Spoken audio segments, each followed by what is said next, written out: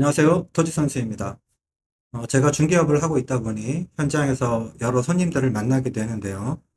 얘기를 나누다 보면 손님들께서 디테일한 부분에 대해서는 많이 알고 계시면서도 의외로 먼저 체크해야 할 기본적인 내용이나 큰 틀에서의 내용들은 모르고 계시는 경우들도 많았었습니다. 그래서 그런 경험을 토대로 우리 구독자분들에게 도움이 됐으면 하는 바람에서 이 영상을 만들게 됐고요. 제가 전업 유튜버는 또 아니기 때문에 많은 영상을 올리지는 못하지만 시간이 허락하는 대로 차근차근 하나씩 만들어서 올리도록 하겠습니다. 오늘 말씀드릴 내용은 경기도 토지나 부동산에 대한 투자를 할 때 가장 먼저 체크해야 할 권역에 대한 설명입니다. 우리가 경기 포털이나 토지 이음 같은 토지 정보 사이트를 보다 보면 꼭 만나게 되는 것이 권역입니다. 과밀 억제 권역, 성장 관리 권역, 자연 보존 권역으로 나누게 되는데요. 이것은 수도권 정비계획법에서 규정하고 있습니다. 용도지역, 용도구역, 용도지구 등을 규정하는 국토계획법과 구별되는 것인데요. 아주 간단히 설명을 드리자면 수도권 정비계획법은 경기도에서만 적용이 되고 국토계획법은 전국적으로 적용된다고 보시면 되겠습니다.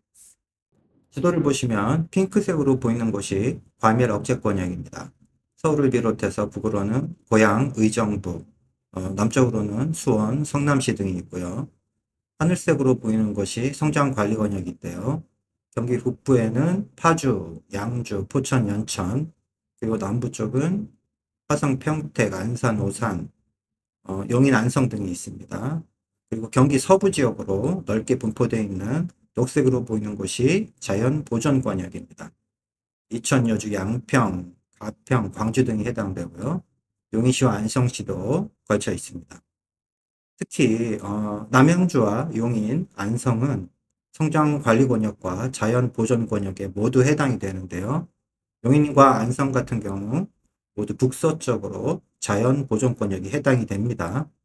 용인은 처인구에 해당하는 오연포구, 양지면, 그리고 백안면이 자연보존권역에 해당하고요. 안성은 한남정맥 기준으로 해서 동쪽으로 삼죽, 일죽, 죽산면이 자연보존권역에 해당됩니다. 그렇기 때문에 경기도에서는 이 세 개의 권역 중 어느 권역에 해당하는가에 따라서 특히 큰 규모의 개발을 할 경우에는 허가 기준도 많이 달라지죠. 또 자연보존 권역 같은 경우는 이름에서부터 그 뉘앙스가 풍기는데요. 토지 투자를 할 경우 해당 권역의 목적에 따라 그 지역의 발전 가능성의 한계가 달라지기 때문에 이렇게 큰 틀에서의 지역 요건을 간과해서는 안 됩니다. 현재 상태를 봐도 경기 서부의 발전 성숙도가 가장 느린 것이 사실이죠. 지금까지 설명드렸던 내용들은 지도만 좀 찾아보면 사실 어렵지 않게 알 수 있는 내용들입니다. 그러나 지금부터 말씀드리는 내용들은 제가 오늘 영상에서 가장 중요하다고 생각하는 부분들이고 설명 들어가기 전에 좋아요, 구독 한번 살짝 부탁드리겠습니다.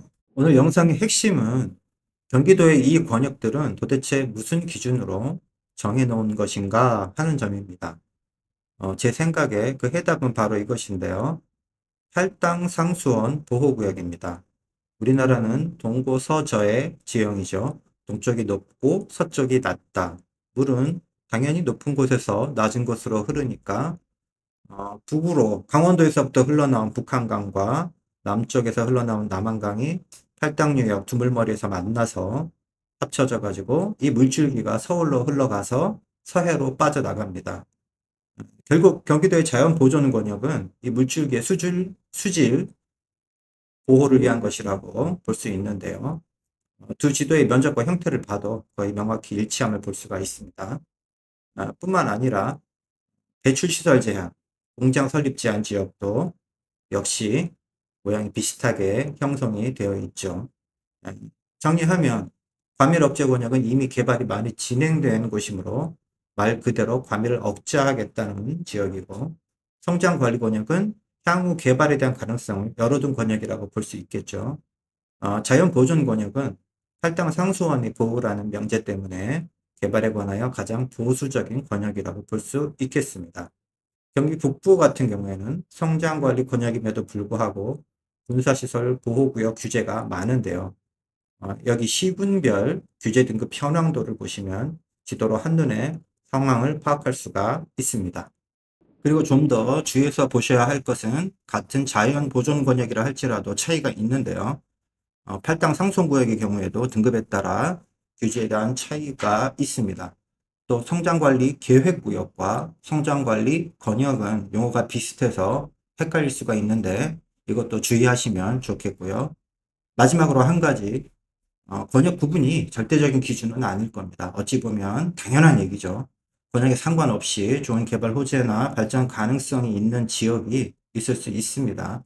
가령 용인 백안면 같은 경우 자연보존권역에 해당하지만 SK 하이닉스 산업단지 바로 옆에 위치했다는 호재가 있고, 아까 보여드렸던 규제 등급 현황도를 보시더라도 서쪽에 있는 이천이 규제 1등급인데 비해 용인 전체는 규제 2등급 지역임을 확인할 수가 있습니다.